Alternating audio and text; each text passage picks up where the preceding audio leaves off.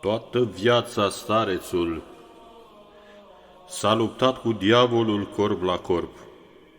Demonii cei căzuți de la dragostea dumnezeiască îl războiau în diferite chipuri, când prin gânduri, când cu prezența lor vădită, iar mai târziu se foloseau de frații și ucenicii mai slabi, a căror ispite erau nevoit să le rabde. Într-o noapte de iarnă, starețul Iosif, împreună cu părintele Arsenie, se aflau la coliba lor de la Sfântul Vasilie. Afară furtuna de zăpadă se întățea, vântul mugea și urla cu furie. Gerul pătrundea până la oase. Stareții, potrivit tipicului lor, se nevoiau cu privegherea, cu pomenirea morții, vărsau lacrimi de pocăință, făceau mii de metanii și mai ales se îndeletniceau cu rugăciunea minții. Aceasta însă nu a plăcut diavolului celui pismaș.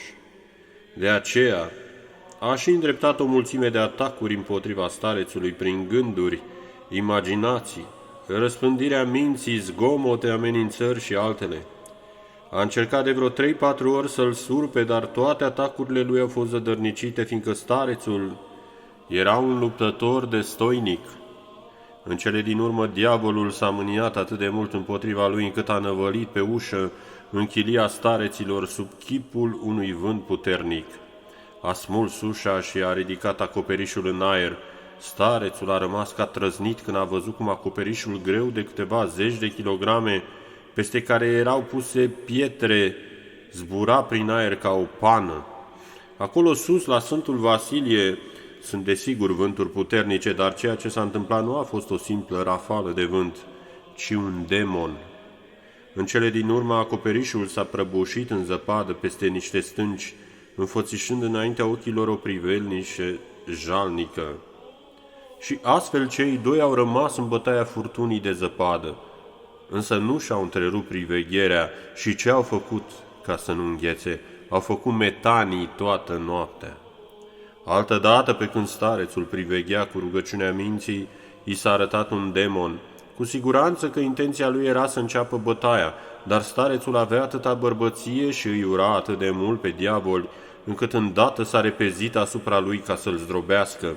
Pe când se lupta cu demonul, prizându-l cu tărie, l-a strigat pe părintele Arsenie: „Arsenie, adu foc ca să-l ardem!” Acum că l-am prins, nu o să mai scape. Și așa cum starețul îl ținea strâns pe demon, iar părintele Arsenie se străduia să aprindă focul ca să-l ardă, diavolul s-a transformat în corb și a zburat.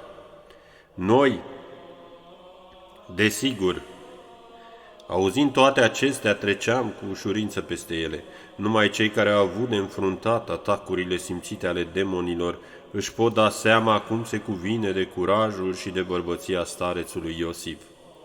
Sfântul Serafim de Sarov, care a avut parte de multe arătări demonice, s-a mulțumit să spună doar atât: este o ființă scârboasă. Și deși ducea acolo o viață plină de nevoință, cu toate acestea, demonii continuau să-i războiască fără încetare. Odată a venit la stareț un cunoscut de-al său din lume ca să-l vadă, dar acolo sus, pe stâncile cele abrupte, nu avea unde să-l găzduiască, de aceea pe acest închinător l-a găzduit peste noapte în chilia sa, iar el s-a dus în bisericuță să-și facă privegherea. Noaptea au venit demonii la chilia starețului și, așa cum le era obiceiul, au început să bată pe cine au găsit acolo. Închinătorul a început să strige înfricoșat, puțin a lipsit să nu-și iasă din minți. La auzul strigătelor lui, starețul și părintele Arsenie au alergat la el și l-au întrebat: „Ce se întâmplă, binecuvântatule? Demonii erau să mă sugrume, m-au omorât în bătaie.”